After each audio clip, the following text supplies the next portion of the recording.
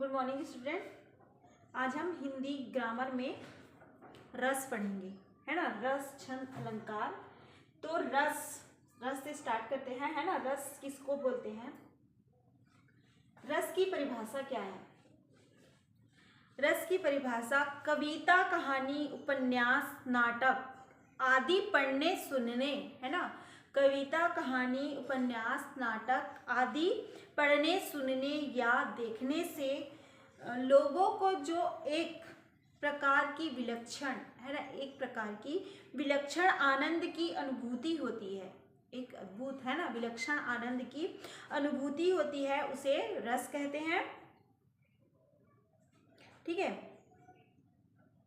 जिस तरह शब्द और अर्थ काव्य का शरीर है ना। जिस तरह शब्द और अर्थ काव्य का शरीर है ना। तो रस काव्य की आत्मा कहलाता है। रस को काव्य की आत्मा कहते हैं। आत्मा से तात्पर्य क्या है? काव्य के मूल तत्व, काव्य के मूल तत्व या उसके प्राण से है ना। जैसे आत्मा, हमारे शरीर में जो आत्मा है वो क्या है? आत्मा ही तो मेन है ना, मूल है। अगर आत्मा नहीं रहेगी तो हम जीवित रहेंगे क्या? नहीं। तो काव्य में अगर रस नहीं रहेगा, काव्य को आत्मा माना गया, अगर रस नहीं रहेगा तो काव्य जो है वो नहीं रहेगा, है ना। काव्य, कविता जो है वो नहीं होगी, जिसके बिना काव्य मात्र पद्य बनकर रह जाएगा, है ना। मात्र पद्य बनकर रह जाएगा। वो रस जो है काव्य का प्राण है। रस उत्तम काव्य का अनिवार्य गुण है ना। तो रस के अंग, रस के 4 अंग होते हैं, 4 प्रकार, है ना। रस के अंग हैं 4। पहला स्थायी भाव, सेकंड विभाव, है ना, थर्ड है अनुभाव और फोर्थ है संचारी भाव। ये रस के अंग हैं। स्थायी भाव, विभाव, अनुभाव और संचारी भाव 4 हैं। स्थायी भाव क्या होता है देखते हैं। स्थायी भाव किसको बोलते हैं? जो भाव मनुष्य के हृदय में हमेशा विद्यमान रहते हैं, जो भाव मनुष्य के हृदय में हमेशा से विद्यमान रहते हैं, उन्हें स्थायी भाव कहते हैं। ये छिपाए नहीं जाते और इनमें परिवर्तन भी नहीं होता।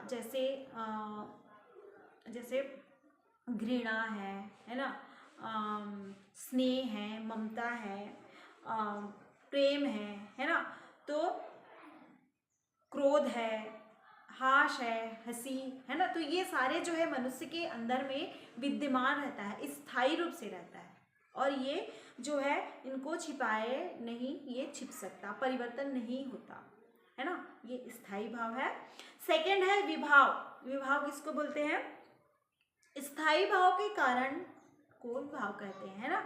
तो जिन कारणों से मनुष्य के हृदय में मन में स्थायी भाव उत्पन्न होता है, जिन कारणों से मनुष्य के हृदय में स्थायी भाव उत्पन्न होता है, वो विभाव कहलाता है ना। उसे विभाव कहते हैं। परिभाषा: जो व्यक्ति अथवा वस्तु अन्य व्यक्ति के हृदयों में भावों का उद्रेक करती है ना, उन भावों के उद्योगों के कारण, है ना, उद्वेगों के कारणों को विभाव कहते हैं। वही है कि मनुष्य के हृदय में, है ना, जिन कारणों से स्थायी भाव उत्पन्न होता है वो विभाव कहलाता है। उसके बाद थर्ड है अनुभाव।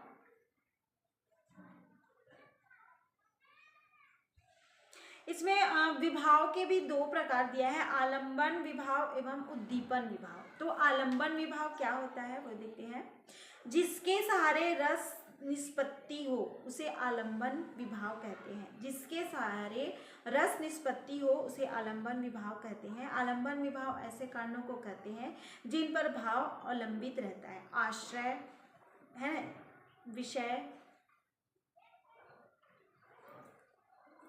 और इसमें उद्दीपन विभाव, तो इसका एग्जाम्पल है जैसे कि शकुंतला, छोड़ो इसको। उद्दीपन जो है, उद्दीपन विभाव जिनके कारण आलंबन विभाव का भाव उद्दीप्त या और अधिक तीव्र होता है, उसे उद्दीपन कहते हैं। ठीक है, ये तो विभाव का था। पहला स्थायी भाव विभाव देख लिए, अब अनुभाव देखते हैं। मेन यही है अनुभाव। आश्रय की बाह्य चेष्टाओं को अनुभाव कहते हैं, है ना। आश्रय की बाह्य चेष्टाओं को अनुभाव कहते हैं। जैसे कि शेर की दहाड़ को सुनकर भय से कांपने लगा। शेर की दहाड़ को सुनकर भय से कांपने लगना, चीखना, भागने की चेष्टा करना आदि अनुभाव है ना। अनुभाव, चीखना, शेर की दहाड़ सुनकर भय से कांपना, है ना, कांपने लगना, चीखना, भागने की चेष्टा करना, ये अनुभाव है। अब है लास्ट वाला संचारी भाव। ठीक है, संचारी भाव क्या होता है? संचारी भाव देखते हैं। आश्रय के चित्त में, है ना, मनुष्य के चित्त में जल्दी जल्दी उत्पन्न होने वाले अस्थिर मनोविकारों को संचारी या व्यभिचारी भाव कहते हैं, है ना। मनुष्य के मन में जो पहले से विद्यमान रहता है वो क्या है? स्थायी भाव, और उसका जो जिस कारण से उसका उत्पन्न होता है जो भाव, वो विभाव होता है ना। और अनुभाव जिससे बाह्य चेष्टाओं का, है ना, उत्पत्ति होती है, वो अनुभाव कहलाता है। और संचारी भाव जो है मनुष्य के हृदय में, है ना, चित्त में, मन में जल्दी जल्दी उत्पन्न होने वाले अस्थिर मनोविकारों को संचारी या व्यभिचारी भाव कहते हैं। ठीक है, तो इनकी संख्या जो है संचारी भाव की 33 मानी जाती है। ठीक है, संचारी भाव को सभी रसों में संचार करते हैं, इसीलिए इनको संचारी भाव कहते हैं। ये मेन पॉइंट है। संचारी भाव को सभी रसों में संचार कहते हैं। 10 रस होते हैं, है ना, 10 रस अभी आगे देखेंगे। तो 10 सभी रसों में संचार करते हैं, इसलिए इसे संचारी भाव कहते हैं। रसों के भेद एवं स्थायी भाव, रसों के भेद एवं स्थायी भाव वो जानते हैं। ठीक है, तो रसों के भेद और स्थायी भाव, रस 10 हैं और उसके स्थायी भाव भी 10 हैं। सबसे पहले श्रृंगार रस, उसका स्थायी भाव है रति, प्रेम। सेकंड है हास्य रस, स्थायी भाव है हास। थर्ड है करुण रस, स्थायी भाव है शोक। फोर्थ है रौद्र रस, स्थायी भाव है क्रोध। फिफ्थ है वीर रस, स्थायी भाव है उत्साह। 6 है भयानक रस, स्थायी भाव है भय। 7 है विभत्स, स्थायी भाव है जुगुप्सा, घृणा। 8 है अद्भुत, इसका स्थायी भाव है आश्चर्य, विस्मय। 9 है शांत रस, वैराग्य, स्थायी भाव वैराग्य। 10 है वात्सल्य, इसका स्थायी भाव है वात्सल संतान प्रेम। ठीक है, स्थायी भाव सबके हैं वात्सल संतान प्रेम।